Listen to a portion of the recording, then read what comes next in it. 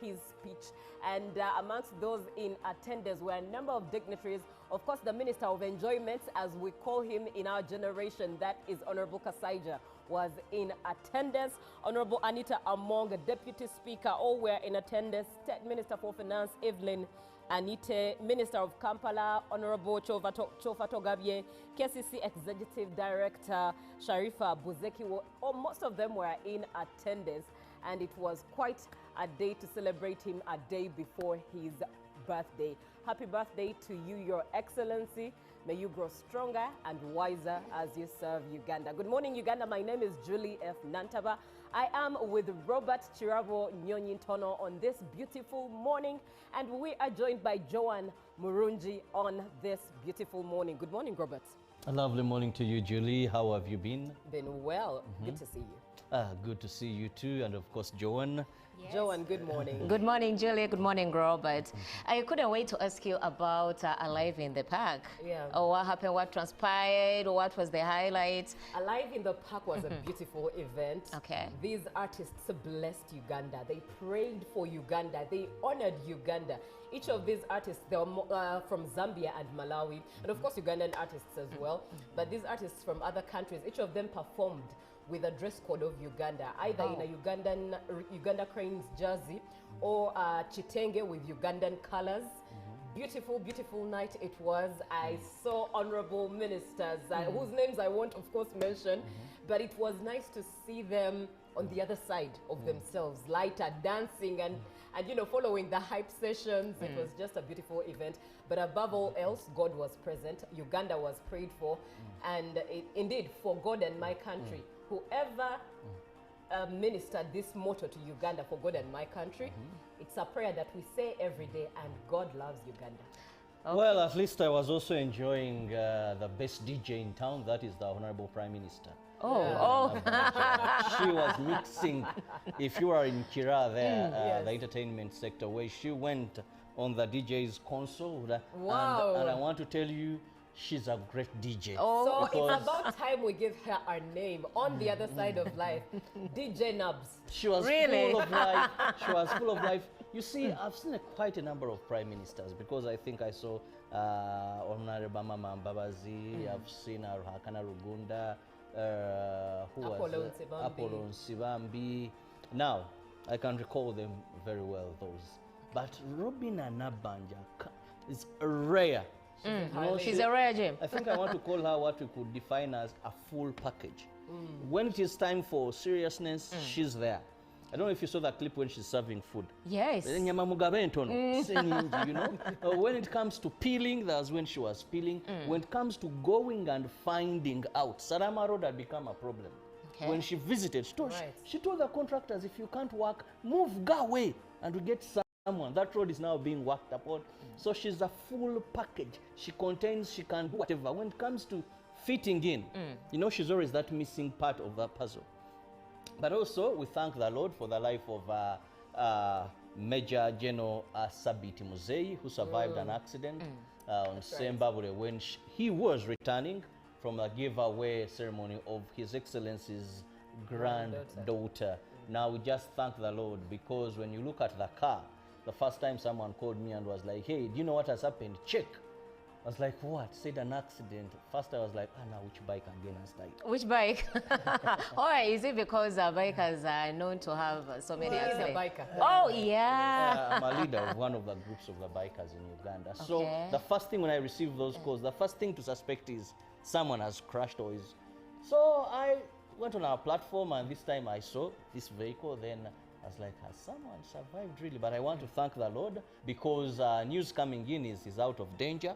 Yes. And the occupants in the car. And also I want to thank the quick response. You know, most of the times what kills people involved in accidents is delay. He was airlifted from the scene to, I think, Nakasero Hospital. He was airlifted. Most of the Ugandans who die is because we delay to rush them to hospital. That is very true. Now, at this point, let us look at what is on the local scene, and Robert is here to take us down that road. Well, like you say, today being President Yoweri Museveni's birthday, we begin with the celebrations that were held yesterday. Now, members of the informal sector, led by the Border Union, organized a one-day festival and expo at Kololo Ceremonial Grounds. The event, which brought together border operators, taxi and vendors, was graced by President Yoweri Museveni. With just hours left to his 81st birthday celebration, which falls on the 15th of September, which is today, the president, accompanied by the First Lady, Janet Museveni, received a surprise birthday treat. Different speakers from the informal sector thanked government for an enabling environment for their operations. The Speaker of Parliament, Right Honorable Anita Among, led the legislature at the festival. And thereafter, the birthday guest, President Yoweri Museveni, was invited to address the informal sector. The president pledged that with consultation with the State House Controller, a revolving fund for the border industry will soon commence. The president said the financial assistance to the border industry will come with guidelines and monitoring. The president, who also serves as the border patron, was accompanied by the First Lady, Janet Museveni. The First Lady's message cut across all Ugandans. The day was sealed off in style as the birthday boy Yoweri Kaguta Museveni cut his 81st birthday cake. The Prime Minister, Robin Nabbanja, urged Kira residents to stand firm with the NRM, warning that divisions weaken progress. She praised the party's achievements in hospitals, schools, roads, and poverty reduction. The Prime Minister, Robin Nabbanja, was welcomed to Kira municipality, where residents gathered to celebrate her visit.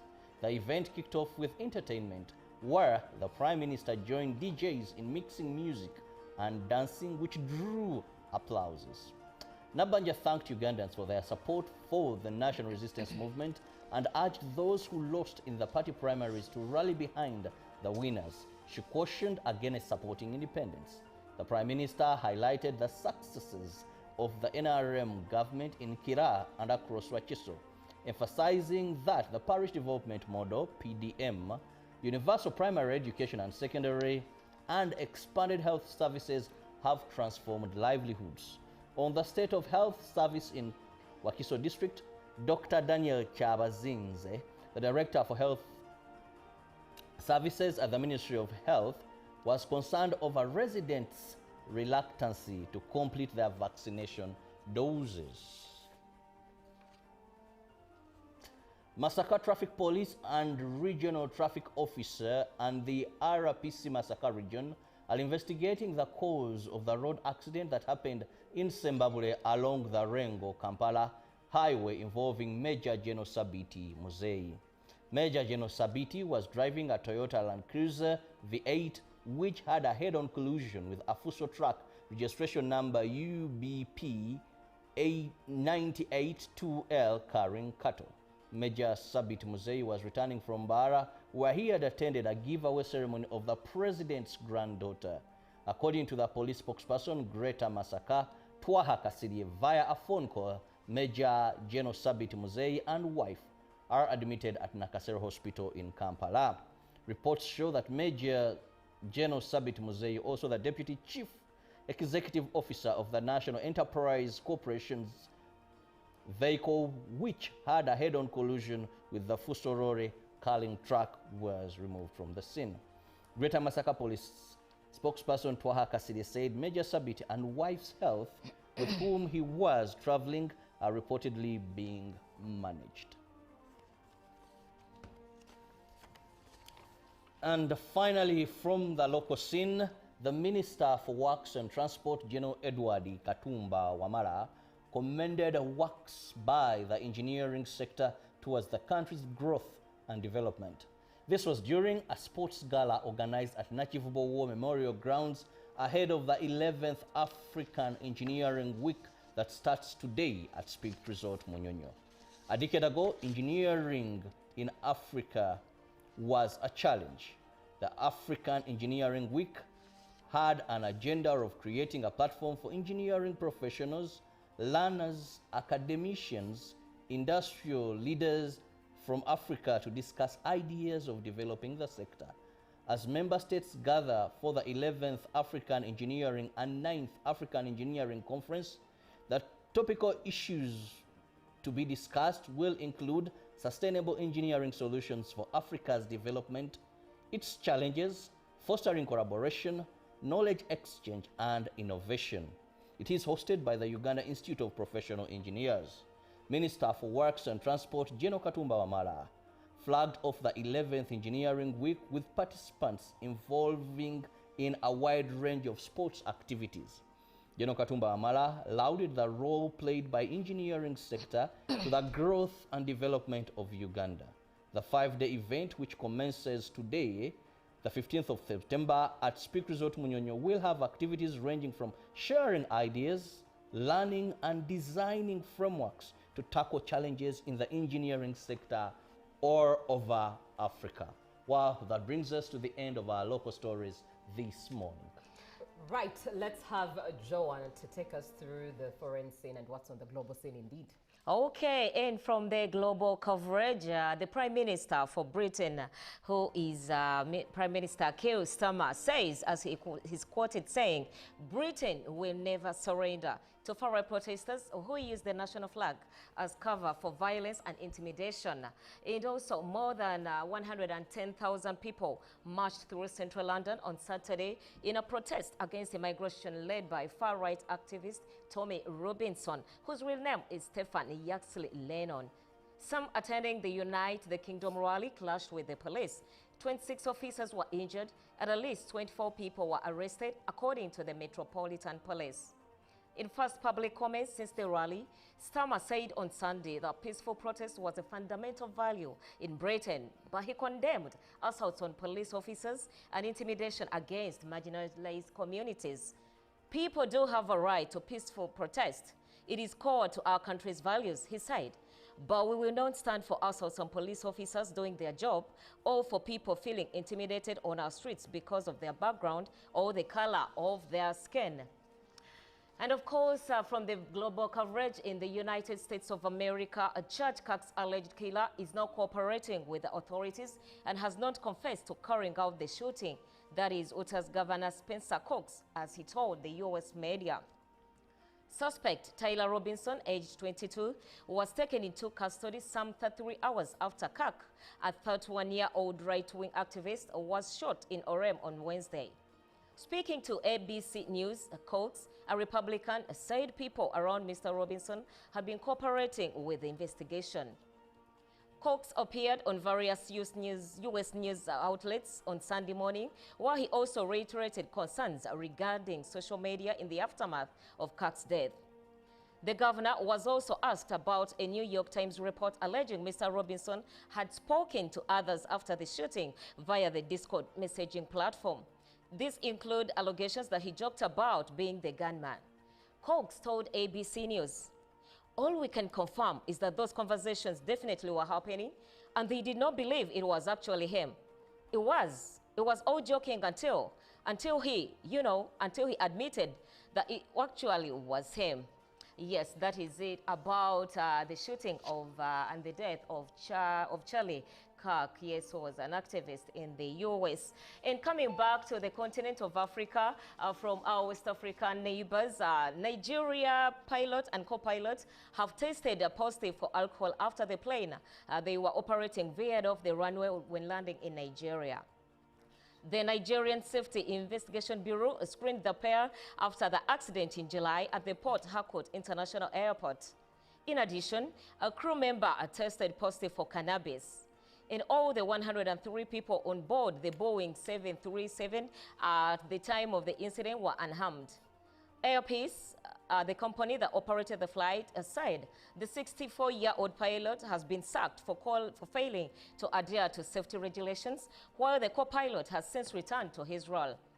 And in a statement, Air Peace said the co-pilot was acquitted by the national regulator at the Nigerian Civil Aviation Authority following preliminary investigations and a clean bill of health. Tests carried out by the NSIB found the pilot and co-pilot had tested positive for the ethyl glucuronide, which indicates recent alcohol consumption.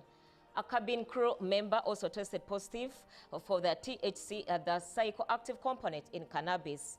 And in a statement, AOP said it had not received any toxicology test results from the NSIB. So Julie and Carol, this is a bit intriguing. It is. Oh, don't drink and fly. And fly. Wow. If you don't drink and drive. Or walk, even walking. Some of us now added, don't drink and walk. Really? Because you're a danger to yourself and the rest. You know, drunkards always survive. As you're driving, you see this staggering person. Yeah. You want to dodge them to save their life. You bump into somebody else. So drunkards are danger to themselves and others. But now just imagine, how could someone think of flying a plane? But I think my concern was why his image was even being protected in the first place, because usually for things like that, they protect the image of a child. But he's a whole 64-year-old man, and I believe he drank whatever he consumed with all the senses intact, so why protect him? Anyways, let's have a look at what we have on the local scene, and we're starting off, so pardon me, on the press scene, and we are starting off with New Vision. Museveni probes false traffic fines.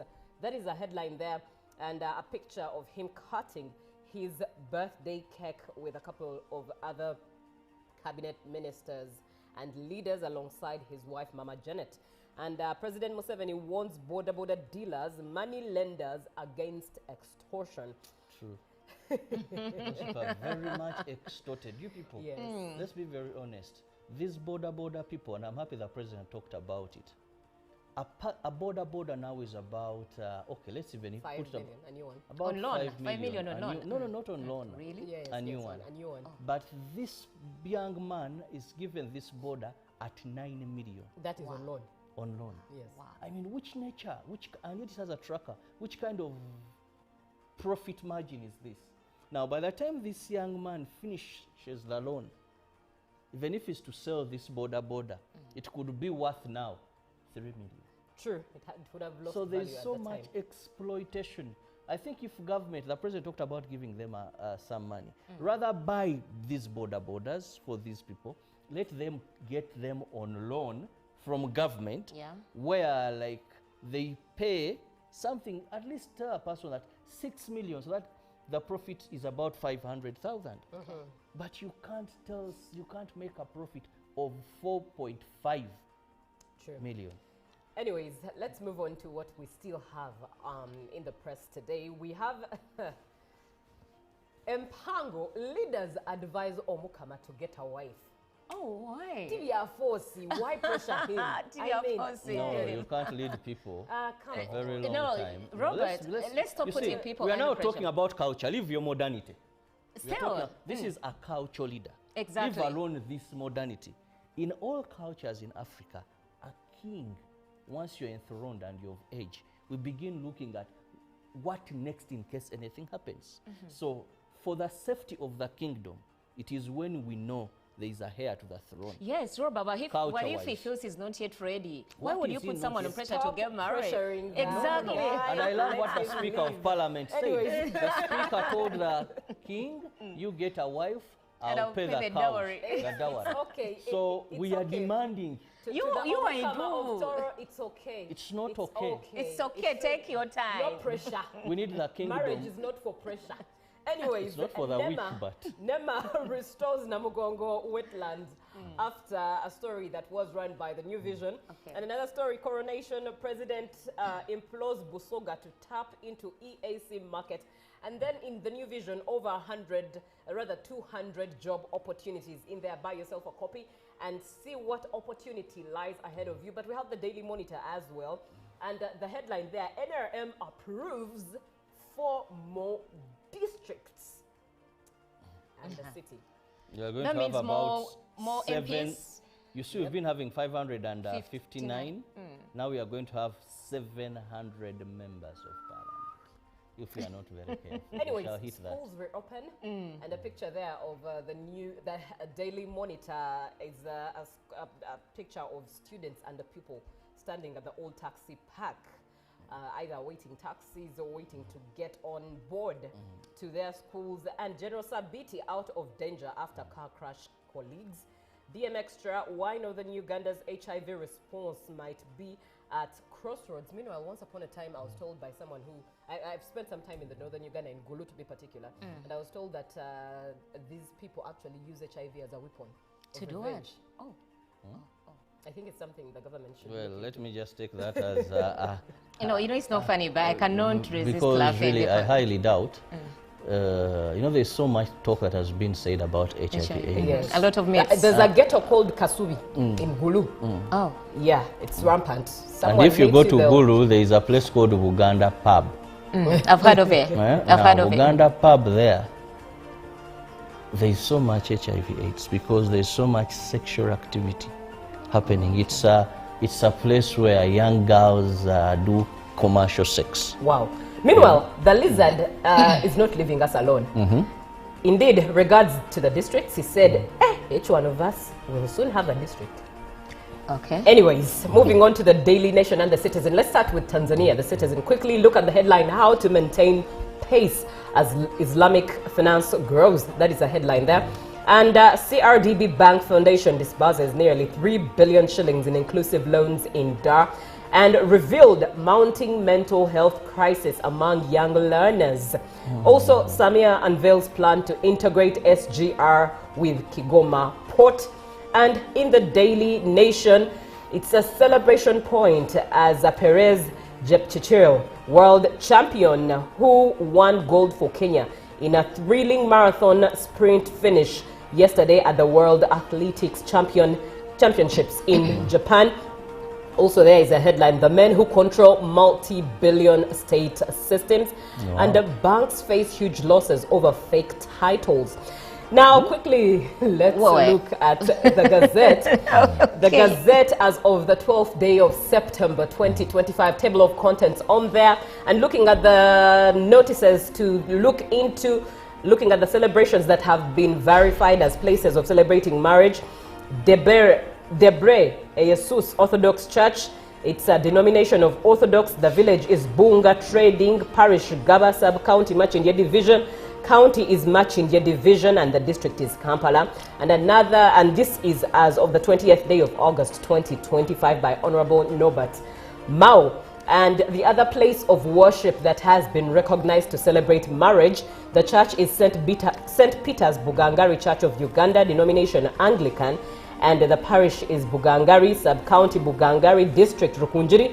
And this is as of the 4th day of September 2025 by Honorable Norbert Mao. And finally, the place of worship that has been recognized to celebrate marriage is St. James Masia Church of Uganda, which is an Anglican church, and it's in the village of Ramunyinyo. Parish is Masia Sub-County, Nyakajeme.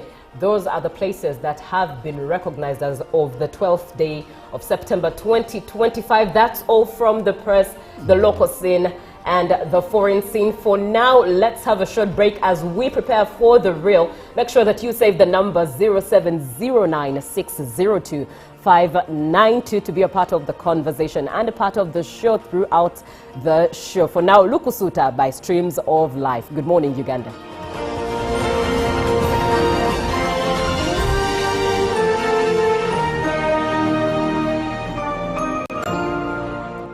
Good morning, Uganda. It's a Monday, the 15th day of September. Welcome back from the weekend. Well, the weekend for me was a busy one and fun at the same time. I will say that because I was at Alive in the Park on Friday, and it was amazing to see quite a number of the government dignitaries who serve the nation of Uganda loosen up and lighten up, and to see the other side of them that is fun and more chill. But welcome back from the weekend. Like I've reminded you, it's the 15th day of September 2025, and this particular day marks the 81st birthday of the President of Uganda, His Excellency Yoweri Kaguta Museveni. Now, the Border Association, that is the Border Union, took it upon themselves to celebrate the President yesterday before the day of his birthday. The celebrations were at Kololo Independence Grounds, and indeed he honored the invitation, paid homage to those who put up the party for him, and he attended the party. Now, the highlight was him running to the podium, to make his speech. And amongst those in attendance were a number of dignitaries. Of course, the Minister of Enjoyment, as we call him in our generation, that is Honorable Kasaija, was in attendance. Honorable Anita Among, Deputy Speaker, all were in attendance. State Minister for Finance, Evelyn Anite, Minister of Kampala, Honorable Chofa Togabye, KCC Executive Director, Sharifa Buzeki, most of them were in attendance. And it was quite a day to celebrate him a day before his birthday. Happy birthday to you, Your Excellency. May you grow stronger and wiser as you serve Uganda. Good morning, Uganda. My name is Julie F. Nantaba. I am with Robert Chirabo Nyonyintono on this beautiful morning, and we are joined by Joan Murunji on this beautiful morning. Good morning, Robert. A lovely morning to you, Julie. How have you been? Been well. Good to see you. Good to see you too, and of course, Joan. Yes. Joan, good morning. Good morning, Julia. Good morning, Robert. I couldn't wait to ask you about Alive in the Park. Yeah. What happened, what transpired, what was the highlight? Alive in the Park was a beautiful event. Okay. These artists blessed Uganda. They prayed for Uganda. They honored Uganda. Each of these artists, they were from Zambia and Malawi, and of course Ugandan artists as well. But these artists from other countries, each of them performed with a dress code of Uganda, either in a Uganda Cranes jersey or chitenge with Ugandan colors. Beautiful, beautiful night it was. I saw honorable ministers, whose names I won't, of course, mention, but it was nice to see them on the other side of themselves, lighter, dancing, and you know, following the hype sessions. It was just a beautiful event. But above all else, God was present. Uganda was prayed for, and indeed, for God and my country. Whoever ministered this motto to Uganda, for God and my country, it's a prayer that we say every day, and God loves Uganda. Okay. Well, at least I was also enjoying the best DJ in town, that is the Honorable Prime Minister. She was mixing.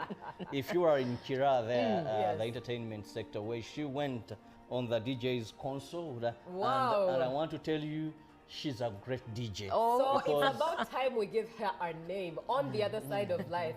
DJ Nubs. She was Really? full of life. She was full of life. You see, I've seen quite a number of prime ministers, because I think I saw Honorable Mama Mbabazi, I've seen Ruhakana Rugunda, Apollo Nsibambi. Now, I can recall them very well, those. But Robina Nabanja is rare. She's a rare gem. I think I want to call her what we could define as a full package. When it is time for seriousness, she's there. I don't know if you saw that clip when she's serving food. Yes. You know, when it comes to peeling, that's when she was peeling. When it comes to going and finding out, Sarama Road had become a problem. Okay. When she visited, Right. she told the contractors, if you can't work, move, go away, and we get someone. That road is now being worked upon. So she's a full package. She contains, she can do whatever. When it comes to fitting in, you know, she's always that missing part of that puzzle. But also, we thank the Lord for the life of Major General Sabiti Muzei, who survived an accident on Sembabule when he was returning from a giveaway ceremony of His Excellency's granddaughter. Now, we just thank the Lord, because when you look at the car, the first time someone called me and was like, hey, do you know what has happened? Check. I was like, what? Said an accident. First I was like, now which bike again has died? Which bike? Or is it because bikers are known to have so many accidents? He's a biker. Oh, yeah. I'm a leader of one of the groups of the bikers in Uganda. So the first thing when I receive those calls, the first thing to suspect is someone has crashed or is... So I went on our platform, and this time I saw this vehicle. Then I was like, has someone survived really? But I want to thank the Lord, because news coming in is he's out of danger. Yes. And the occupants in the car. And also I want to thank the quick response. You know, most of the times what kills people involved in accidents is delay. He was airlifted from the scene to, I think, Nakasero Hospital. He was airlifted. Most of the Ugandans who die is because we delay to rush them to hospital. That is very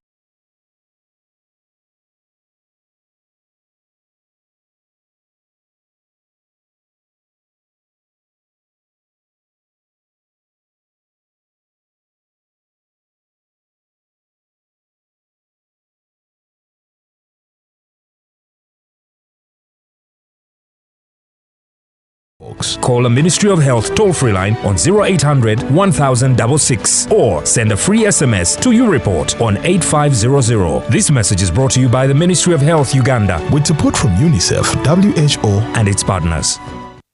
Taxation is a bit complicated, and the only way to demystify it and make it as easy to understand and comply with is through engagement. Is there a limit to the number of cars a returning citizen is bringing into Uganda? Who has paid the excise duty on this water is not the supermarket which has sold you this bottle at 1,000. It's not the business. It is the man who is going to drink this water. We strongly believe that it will only be through such constructive engagement that we'll be able to broaden our tax base and build our country together. Buza Commissioner. Now you can get direct answers. Send your tax-related questions via WhatsApp or SMS to 0790 141 887 and the Commissioner General of URA, John Musinguzi, will personally address them. Tune in to UBC News Tonight every Monday and Wednesday for expert insights and clear explanations. Buza Commissioner. Live from UBC Studios in Kampala, this is Good Morning Uganda.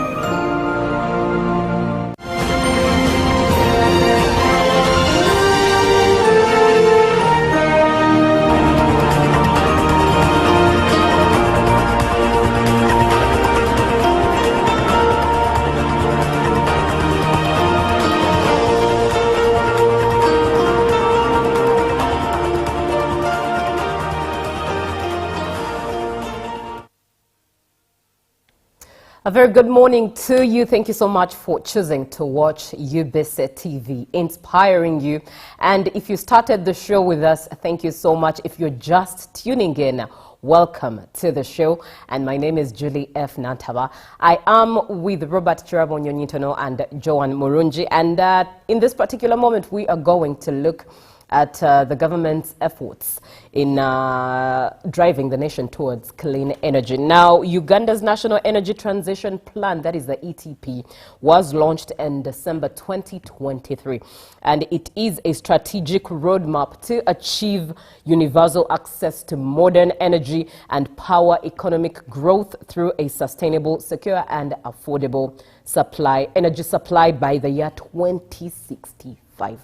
Now, it was developed by the Ministry of Energy and Mineral Development with support from the International Energy Agency, and the ETP aims to modernize and diversify Uganda's energy mix, transition from traditional biomass to cleaner energy sources, and mitigate climate change as well, that is climate change emissions, and establish Uganda as an East African solutions energy hub. Now, that's what we are looking at today, this morning, because of the experience that we have as Ugandans when it comes to that conversation and what is possible in the nearest future, what is impossible in the nearest future, what is taking long. We're just generally dissecting that. And because you two have the experience of using traditional means of energy, and you are transitioning to the cleaner means of energy, 0706. Pardon me, it's 0709602592. It's the WhatsApp number that you should be able to engage by text and join the conversation that we are having. And I'll start with a fellow woman. Joan, yes. What sources of energy come easy for you? What traditional means of energy have come easy for you over the years? Actually, I don't find any traditional biomass that comes easy. I prefer either gas, LPG, or electricity. Right. Yeah. I'm not so comfortable with charcoal or firewood. Actually, I've not cooked on firewood before. Yes. Yeah. Right. And now, what's your experience even before adulting at home? I don't know, growing up? One, I felt like it was a bit tiresome. I could see people going to ferry firewood. It will be a bit time wasting because by the time you go to the forest to get the firewood, someone who is using gas or who is using electricity to cook has already got done with their meal. Right. And also, we used to see a lot of cases coming up. This one is reporting someone else that they've encroached on their farms or in their territory for cutting out firewood. Wow. And they'll be like, no, I was just looking for something small so that I can prepare lunch or dinner or breakfast. So I think firewood, because when you look at traditional biomass, there is charcoal, there is firewood, there is also agricultural waste. So you might find that some people are preparing to use their crops or agricultural residues to have something, maybe to something like to mulch their gardens. Others are stealing them for just cooking. Yeah. So I think it's a bit inconveniencing. It's tiring, and when you look at it an angle from the health, with the pollution, you know, even when you're just passing by smoke, I think you can tell your eyes are itching. It's really uncomfortable. Let's look at the side of the cost. Yes, it's inconveniencing, but that mental transitioning in regards to cost, how easy has it been for you to just from traditional to... Yes, from say using charcoal and just using gas, because there are narratives that, for example, foods like beans, you cannot cook beans on gas. You can. Because Julie, you can, I pre-soak these beans. But there's the narrative that by the time those beans cook, that is under normal circumstances on a charcoal stove, you use about 3 or 2 charcoal tons. To make sure that the beans have boiled properly. That's over 5,000 roughly. Yes. And then, of course, with gas, because you incur filling that gas, one imagines a whole one field like this to cook, boil, beans. That's a lot of money. Let me first boil the beans on charcoal and then fry them on gas. But what's been your transitioning process in regards to costs? It hasn't been so bad, because when you compare a sack of charcoal rather, I think it is about 80,000 or 85 roughly. 100,000. In the small 6 kilograms of gas, between 53,000, depending on where you're purchasing from. And I can use this gas for over 2 months. Yes. While boiling your beans? Exactly. Weekly. Because I pre-soak them. Sure. So that they are they're no longer so hardened. I pre-boiled them, and by the time I'm going to cook the beans on gas, they're a bit tender. And besides, they're pressure cookers right now. Yes. Yes, and then someone else will tell you, do you know the types of beans? There are those that are hard to cook. They are the ones I'm talking about. That I do pre-soak these beans. So now, let me come to Robert. I'm not so sure if Robert relates to the conversation of cooking, but in one way or the other, he must. In one way or the other, there's a bit of an experience with traditional cooking means. What has been your experience, Robert, with using the traditional means? Oh, I must be very honest. I do cook. Right. And I love cooking. You love? You do cook? Oh, you boil water? No, I cook. He burns rice. Yes. This happened when I was growing up. We were 3 boys and 1 girl. Okay, makes sense. So our mother and the girl comes at the tail end. So our mother said, God has given me boys. I have nothing to do. So doing housework, cooking, washing. So we used to cook, and we had a timetable. That's nice. Who is cooking Monday, who is cooking Tuesday, like that, or sometimes who is washing dishes. So she was a very serious lady. Right. So I'm very good at cooking. I can cook beans. I know how to peel, nsanika, everything. So you have a right to speak into this conversation. Yes, that is why my better half doesn't have it right when she doesn't cook well. Because I'd rather say, if you didn't have enough time, why didn't you tell me to help you? Right. You know? Now, first let's understand, why did government come up with a national energy transition plan? First, currently we are talking about climate change, which is a very big problem facing the world globally. We are seeing the floods, we are seeing the excessive heat, we are seeing the excessive and all that. But this is as a result of human activity. That we've cut down the forests, which is the major source of energy for many Africans, because we depend on charcoal and firewood. Now, when we cut these forests, now what we burn, the burning of charcoal, there are gases that we send that are emitted to the environment. Now, these damage the ozone layer, and they cause so much harm. That is so much science that I may not go into, but I know there's someone watching who better understands the science than even I do. Now, these emissions we keep on sending destroy the natural setup of God, and and we are now reaping. You hear floods, drought. Now you can no longer say, if you're a Ugandan farmer, that we plant in this season, we shall have, because seasons are changing. Now, globally, we have what we call the Sustainable Development Goals. And goal number 7 is very clear. It focuses on reducing emissions and ensuring that there is clean energy by 2065, that we should have no one on this planet who is cooking using charcoal or firewood, that we shall all have adopted to clean energy. Now, also Uganda's target is to ensure that Ugandans by 2030 we achieve universal energy access of clean energy. At least a big portion of Ugandans. Robert, for someone who may not understand clean energy, can you elaborate a bit more? Now, clean energy is, let me just give examples. Yeah. When we talk about cooking using solar, you know, when we talk about cooking using electricity, and these are the areas where government is looking at solar and hydropower as sources of clean energy.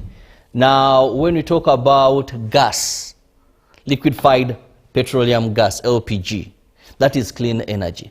That you find that, one, you're not destroying the environment by cutting and doing this, but also the rate at which the smoke is going out to destroy the environment is limited. Now, the only bad thing for Uganda's case is that only about 5% of the population are cooking using clean energy. In fact, I wanted to now pause and under the same spirit and ask this question, especially to you, Robert, that in this transition, it's easy for someone like Joanne to transition because she's her mental cognitive process of what this means is already aligned. Yeah. But for an ordinary Ugandan who, for them, these things, traditional comes cheaper, what do you think the transition means? Now, for any transition, because it is change, there are challenges. And one of the biggest challenges I've come to understand in everything is mindset change. That is why government has come up with very many programs that, because they have somehow failed to successfully, I want to use the word successfully, address mindset change, these programs hit a dead end or they don't fare properly. You see, this mind here is a very big problem. I looked at 2 minds here on set. Let me use Julie and Joanne. Now, Joanne's perspective is that LPG is cheaper than charcoal. Yeah. Julie's perspective is, no, LPG is more expensive than charcoal. Now, these are 2 people. They are good at cooking, and they will tell you, one says, this is more expensive, this is cheaper. Now, addressing mindset change, one, you need facts. Because there will always be a myth. Someone is going to tell you, now you can't cook beans on gas. You see? Not that she's wrong. So you'll even find a man who will tell you, me matoke that has been cooked on electricity and gas. Right. Not at my home. Not in my home. I'm an African man. Who do you give matoke that kugaso na soboro gazako? You know? And the man, well, you know, how do you tell me from there you're going to food that is put in a microwave? I don't. So mindset change is something we have to address. And this has slowed down. Then the other issue has been cost.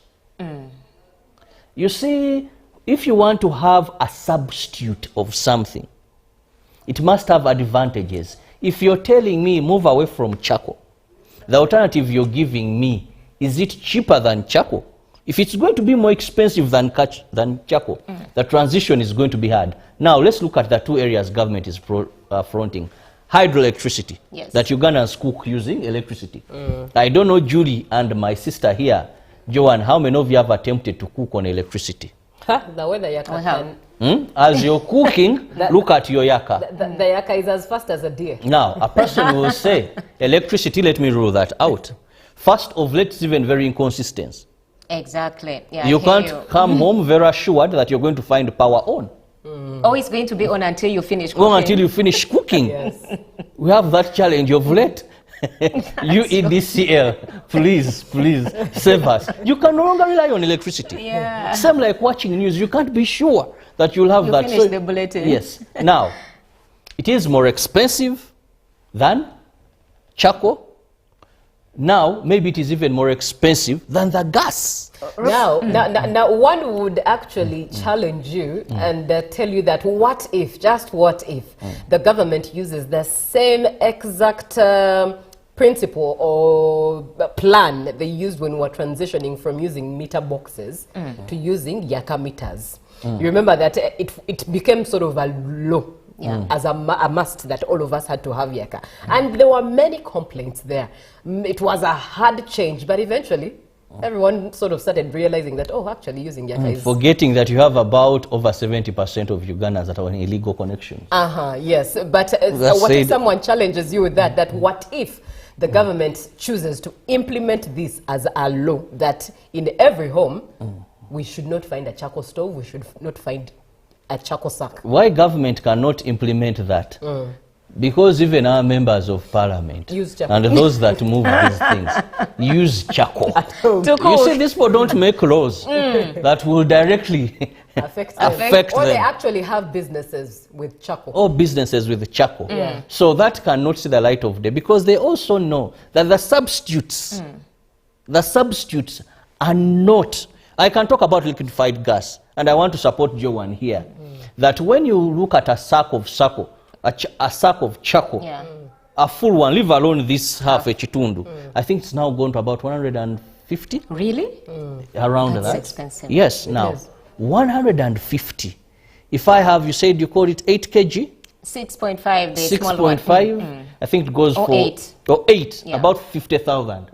Now, if I have my 150 and I can make 3 refills, I'd rather go for gas, not charcoal. Right. Let's engage some of the comments coming in from you, our viewer, and thank you so much for being on the show. Starting with Omugaga Saurembo, who says, Kwendi Ngoberera. Thank you so much for following the show, but share your opinion. Yes, Omugaga Saurembo, every day you're on. We appreciate we appreciate, but please, we need your opinion. Would be lovely to hear from you and what your 2 cents are. And Edson Muhanji from Entebbe says, good morning, Uganda. I think the transition plan would be ideal for the environment conservation. However, government should consider the initial status of its, I think you meant financial status of its citizens. Therefore, they should subsidize the energy prices as low as possible to everyone. This is Edson Muhanji from Entebbe. Speaking of what Edson is saying, I think the government has a program where it's giving out LPG gas cylinders, right? I've seen those gas cylinders. They are yellow. They have G or U, government of Uganda. But there is lack of transparency. I haven't received any by there is lack of transparency. I'm a member of the village committee where I stay. But I remember one time my vice chairperson came and said, is this gas pay 130? Did he say then you get a stove plus this? But it died a slow, I think. Yeah, there was a slow death. Yes, a slow death. And scanty information. When you try to chase it, you can't get a breakthrough. So where do they refill from the government gas cylinders? I've seen some at Starbucks. Starbucks petrol stations, at least around Starbucks Rukuri. I've seen this government of Uganda. Okay, I didn't know about that. But I've never taken interest to ask. But I've seen people who have received gas cookers from the government of Uganda. Cookers, yes, not cylinders. You get, I think, a cylinder and a cooker, but it's subsidized. There's some money you pay. Then you can get that. And I think that would be a very good move. If we can get at around 130, 150. And as long as whoever is responsible follows through to the grassroots to make sure that those people really... yes, because someone else is making money off of what the government is giving. But Derek Gagamel comes through and says, good morning, Julie and Robert. And in a special way, I welcome Joan to the winning team. Thank you. I'm glad people gradually are transitioning to use the modern way of energy. You know, our people have a habit of living in denial. Leaning on being local. It's hard to convince a man or woman who was born and raised in the village that they can cook food on gas and it's effective and it's effective more. It's more than effective compared to firewood. Our people have been too ancient, but I'm glad slowly they are adopting to this modern policy. So I advocate for the government to boost this initiative, and if possible, give out those LPG on installment and reduce the price of electricity. This is Derek Gagamel from Makinye Luafu. Keep those comments coming through, and indeed, let's get into the conversation. Robert, what are the alternative technologies the government is pushing? Aside, of course, from giving out the LPG gas cylinders, what alternative sources the government emphasizing or pushing, looking at things like using, of course, electricity, yet it's expensive? Well, I think one of the things that I want to commend government, where it's doing great, is solar energy. There are not so many solar energy cooking stoves. Yeah. But at least government, in the bid for clean energy, it has reduced tax. On solar panels? On solar panels, anything solar. Government, day by day, keeps on reducing in a bid to promote clean energy. That is why when you go to villages, today you're hardly going to find people still using these, Julie, you must know these things. Why, Julie? It's like a curtain, then they put like a piece of cloth, then they light. Tado, yes. Oh. Hey. You know, you can hardly, because people's houses were burning day in. Now, let me tell you people, every village you go to, you see a solar panel, a small solar panel, solar panels that they light, and you can think they have electricity. The entire village, you may think, and remember, this is reliable. Solar energy, if you get the right panels, the right products, not the fake ones, they are reliable. I went to a certain village, and everywhere I would see light. So I said, oh, electricity has reached this far. Till someone told me, no, that is solar. Okay. So we want to commend the government. Anything that is solar, they have tried as much as there's tax exemption or to have it subsidized. We want, so it's looked so much into solar. Now, can we have solar cooking gadgets also available? I think that would do good, because the few that are there have not yet sunk. We are so much into lighting and TVs, radios. Now, however far it is, they will tell you, we see you on TV, and you ask them, but you don't have electricity. No, we have there's a package we bought, so that TV is also there. Right. Now, let me come to you, Joanne. How do you think the youth, who are actually the most population in Uganda, about 75% of the population is us, how do you think we can be more involved to help smoothen this transition? Actually, I think one of the first things that the youth need to do is to be aware about newer technology. Right. Because when you look at the solar panels, there are investment requirements that are required for you to install a solar panel.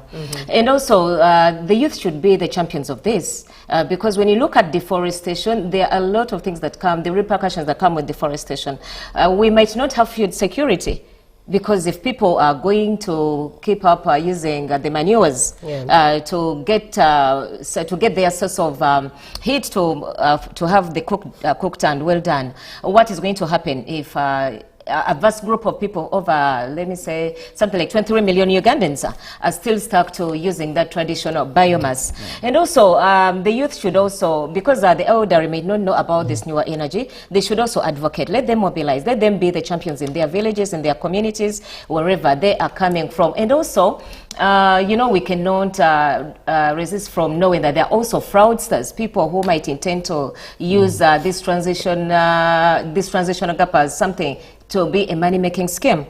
Like you've seen it with electricity. Someone comes to the village and they're like, for me to connect you to electricity, you need to give me 2 million. Yet last week you were here with someone from UEDIS and they were like, it's just 30,000. So I think the youth should spearhead this, champion this, and also let people know the advantages and the disadvantages of using cleaner energy and the disadvantages of using traditional energy. Right, thank you very much, Joanne. And this conversation definitely has to come to a close, but it's one to nudge you. It's one to nudge you to think of a transition, because change is here, and the environment, the climate that God has allowed you to stay in has to be preserved.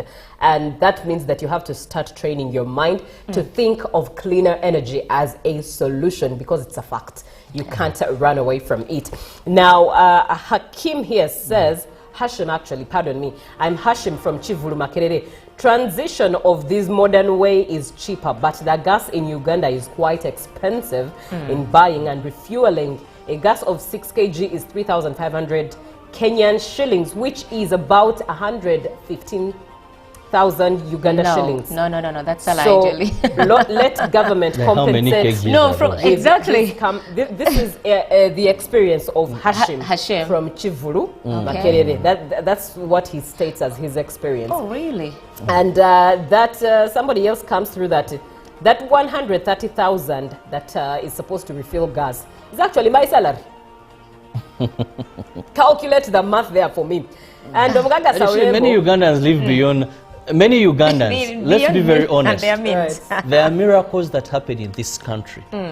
How much people earn and how much they spend are never in tandem. And I think, Julie, they should be... someone saying, I earn, that is my salary, but that person does not spend that a month to survive. Yes, exactly. It's more miracles happen. We are living by the grace of God. By the time someone imports and brings a Julie, what size Anyways. is he talking about? Because I use gas, and I can authoritatively tell you, from Total and Shell, it is 53,000. That is 6 kilograms. Right. So I'm wondering at the size of the cylinder. Yes. Maybe perhaps it's a 15 kg because I use a 15 kg, and at the end of the a couple of months, of course. By the time I refill, it's about 100, between 130 to 150, depending on how the market is standing. And you can't use gas. I don't think if you have that gas, you can use it for a month and it's done. No, not a month. About 2 to 3. Let's close this with these comments. Definitely, Linzo Mugaga Saurembo Nabweru kansala addako mbuuza lwaki ebintu bya buseeri. That's his contribution. And greetings from Amolata, the most beautiful peninsula district, seated upon 2 great lakes. Hallelujah. Good morning, Uganda. And good morning, presenters. I'm Tobias in Ibanda. The transition will be hard. Some of the people buy charcoal for one day and plan for the next day. And the problems I know with using gas, number 1, explosions, and number 2, allergies to gas. Thank you very much. And good morning, Julie. I think sensitization of the usefulness of each of these energies. Not everyone knows what is going on with what is necessary for what is needed for use at particular times. And finally, Solomon from Serere says people should also be sensitized on safety tips of using gas. That's very pertinent. Most people fear to buy it, and I think I've met many people who fear using gas because of the fact that they fear explosions and how to use it, the dangers that come with mismanaging the use of gas. Thank you so much for being on the show. That's been it for The Real. Your contribution really has lit up our minds, and it has nudged all of us into using clean energy, but above all also the government of Uganda in how best to help the citizens in the transition process. Up next is GMU Tourism Express. Definitely Good Morning Uganda does continue. So be a part of the show. 0709 602592. Good morning.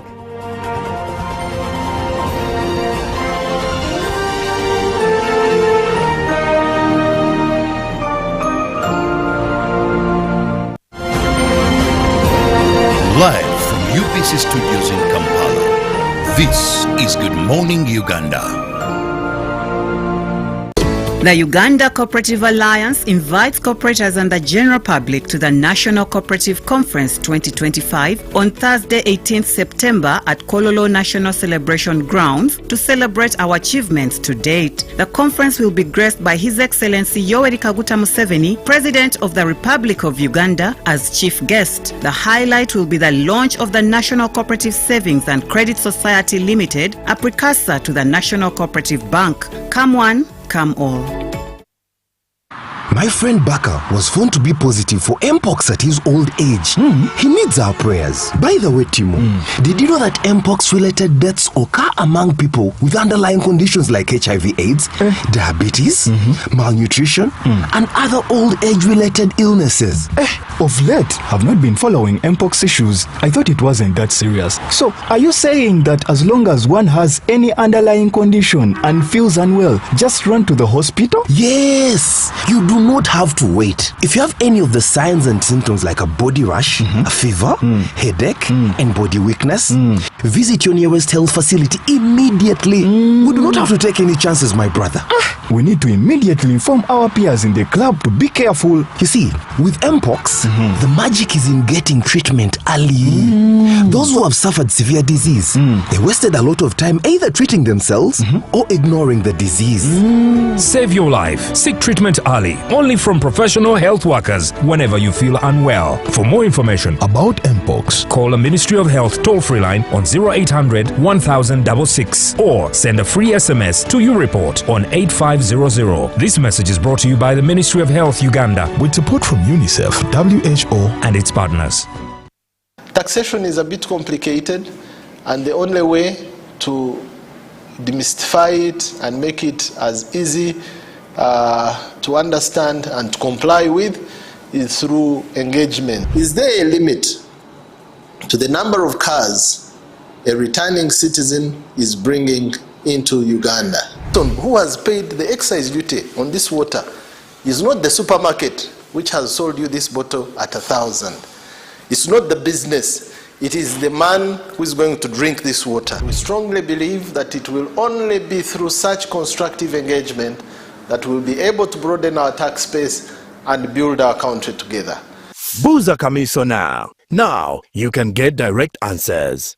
Send your tax-related questions via WhatsApp or SMS to 0790 141 887 and the Commissioner General of URA, John Musinguzi, will personally address them. Tune in to UBC News Tonight every Monday and Wednesday for expert insights and clear explanations. Buza Commissioner. Live from UBC Studios in Kampala, this is Good Morning Uganda.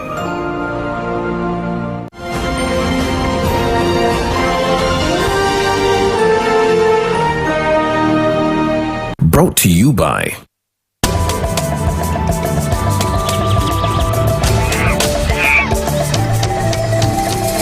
Uniquely ours. Explore Uganda.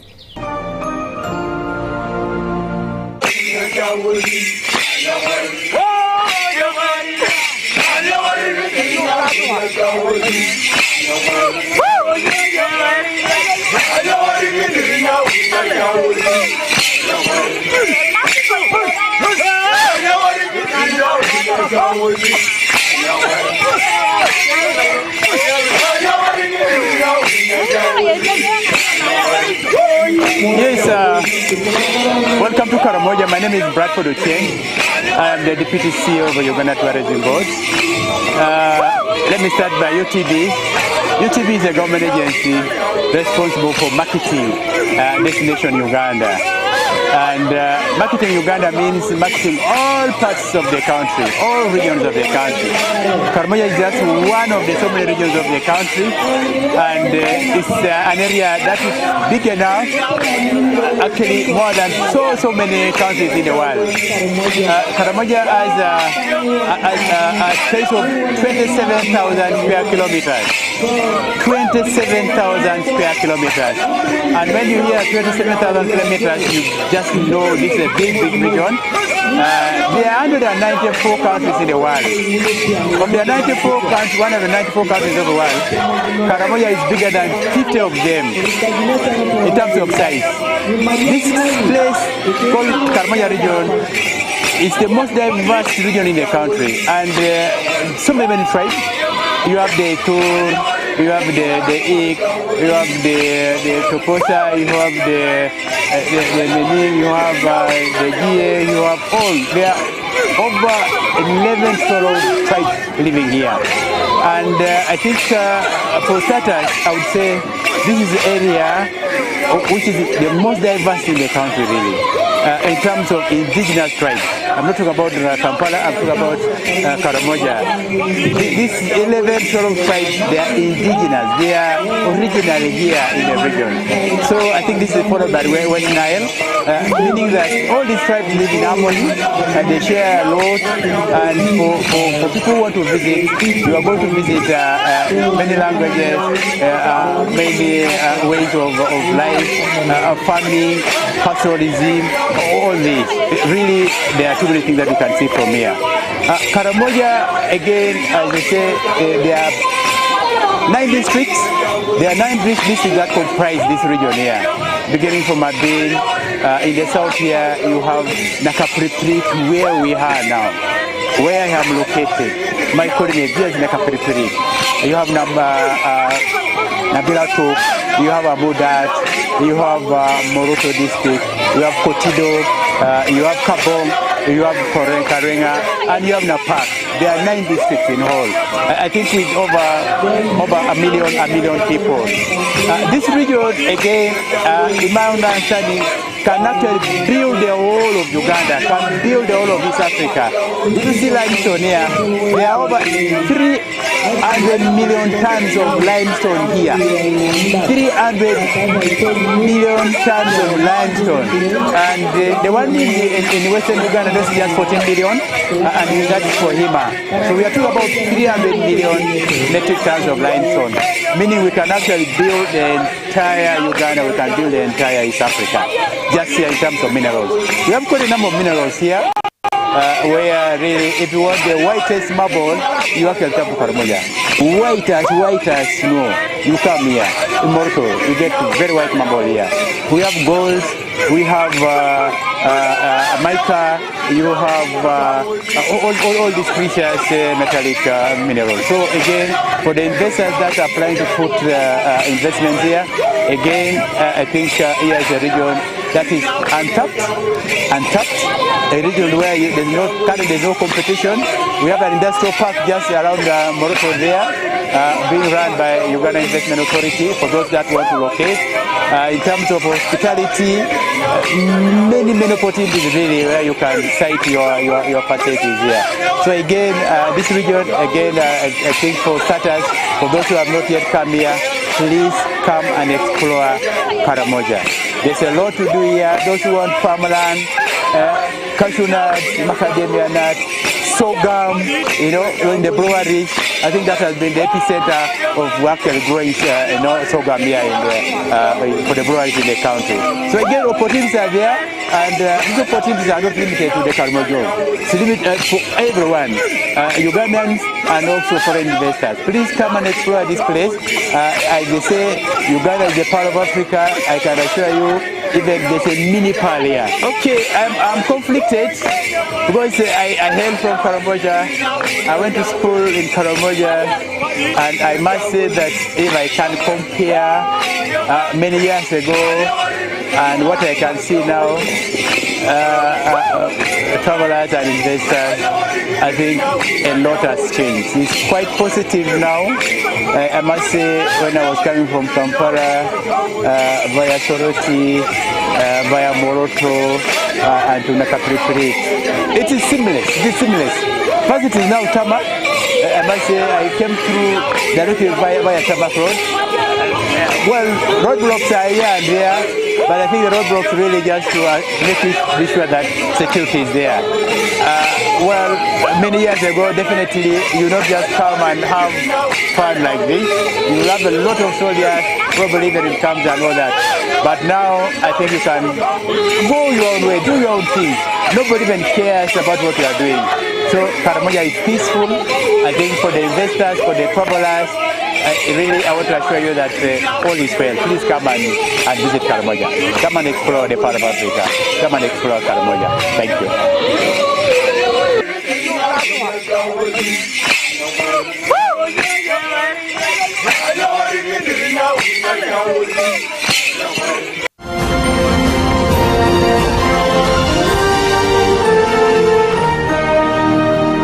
Brought to you by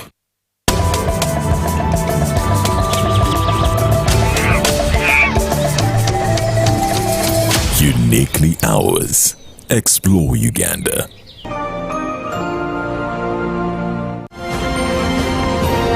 Live from UBC Studios in Kampala, this is Good Morning Uganda.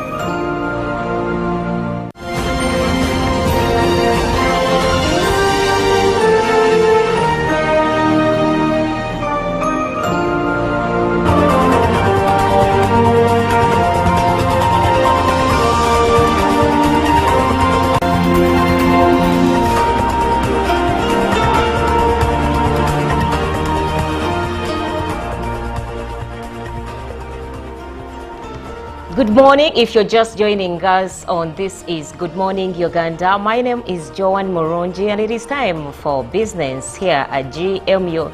Remember, we come to you live every single day, Monday to Friday. Here are the UBC headquarters, that is Nile Avenue, the capital city, Kampala of Uganda. Yes, and starting off with the coffee sector, the chief executive of Professor Bioresearch Center, that is Professor Julius Nyanzi, has tipped off coffee farmers to start adding value to coffee if they are to get value of their money. Now, coffee farmers, we've seen a lot that has been revolving since last year. And he comes out to say that following the new law at the European Union market, which required farmers to desist from cultivating coffee or growing coffee from land that has had a forest, which I know most of you are not yet aware about. He said that training of farmers is ongoing to add value to their coffee, and he appealed to policy makers to save the Ugandan coffee farmer. And as industrialization has taken root in Uganda, the private sector has called upon farmers to start adding value to products so that they can fetch a better price. And the renowned biochemist also, who is serving as the proprietor of Professor Bioresearch, Nyanzi, stated that he's training farmers and providing machinery for farmers to access their products. And he says that starting with the cottage industry is basing on value addition.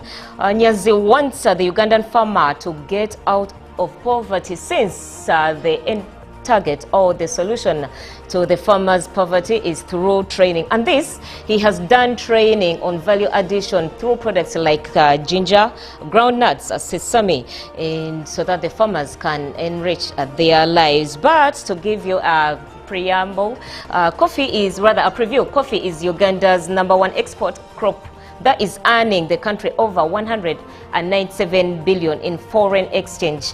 And also, for you who don't know or who may not be aware, coffee can be consumed locally. However, for coffee consumers, you may need to consume non-caffeinated coffee because there is a provision. Now, for you people who say cannot take caffeine, I have ulcers, or my body does not really tolerate caffeine very well, there is a provision for you. You can go ahead and purchase it on the Ugandan market, which is locally made coffee. And this Ugandan coffee farmers are required for the rest of the policymakers to pursue their goals and also highlight their concerns and to ensure that the coffee farmer enjoys returns from the crop, which is now being the current export. So to calculate return on investment, the farmer will earn up to shillings 2 million from processing 200 kilograms of cherry or 100 kilograms of coffee beans. And this is the first initiative that has been taken up by the private investor to help farmers earn from coffee production, given the variations at the European market. And of course, Uganda is among the countries with youth unemployment, which points to low productivity among the young population. Now, the Federation of Ugandan Players is partnering with several organizations to close these gaps. And in the efforts to provide quality jobs to Uganda's workforce, gaps remain, with challenges highlighted in the quality of jobs and remuneration. So the Federation has come out as it has been marking 65 years in Uganda, and the annual focus has been on recognizing companies and organizations improving human resource livelihoods. However, when we talk about unemployment rates, they do persist, especially among the youth, and these are contributing to a high dependence ratio within the Ugandan population. So at this year's 25th commemoration of the Employer of the Year Awards, notable accolades were handed out. For example, Uganda Printing and Publishing Corporation, Government Employer of the Award. Okay. Mountains of the Moon University was awarded with the Service Sector Award, and Harris International Disability Inclusion Award. And then Uganda Breweries Talent Management Awards, and MultiChoice Sexual and Reproductive Health Award. Oh, I like this because not so many people know about reproductive health, or limited to just maybe knowing about sexual intercourse, but it is wider than you think. Now, moving on to the forex rates as of 12th September 2025, the US dollar was buying at 3,502.18 and selling at 3,512.18. And by midday, that was by Friday, it was buying at 3,501.91 and selling at 3,511.91. And yes, it closed in at buying 3,503.82 and selling at 3,513.82. And the British pound was buying at 4,750.30 and selling at 4,763.86. The euro was buying 4,110.33 and selling at 4,112.06. Now moving on to our neighbors, the Kenyan shilling was buying at 27.11 and selling at 27.19. The Tanzanian shilling, of course, was buying at 1.42 and selling at 1.42. And the South African rand was buying at 201.66 and yes, it sold at 202.24. Yes, that was it from GMU Business. Coming up is the agenda. Please keep watching. This is Good Morning Uganda.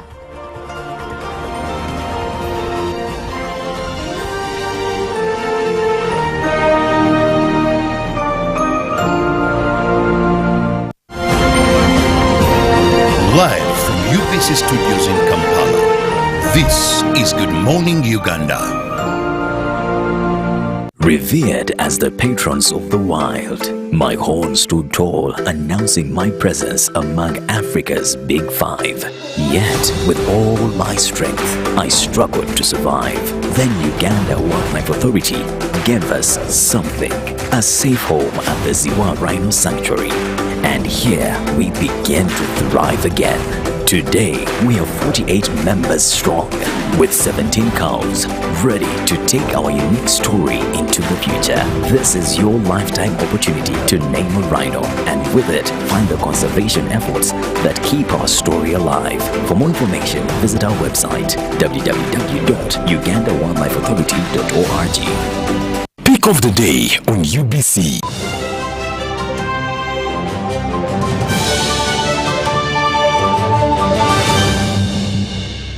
Was brought to you by I'll call you every day, yeah yo, baby don't know.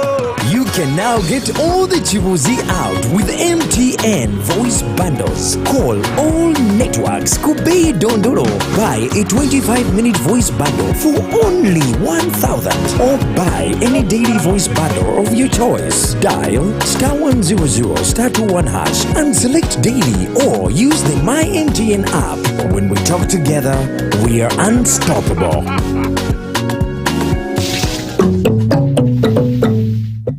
Taxation is a bit complicated, and the only way to demystify it and make it as easy to understand and to comply with is through engagement. Is there a limit to the number of cars a returning citizen is bringing into Uganda?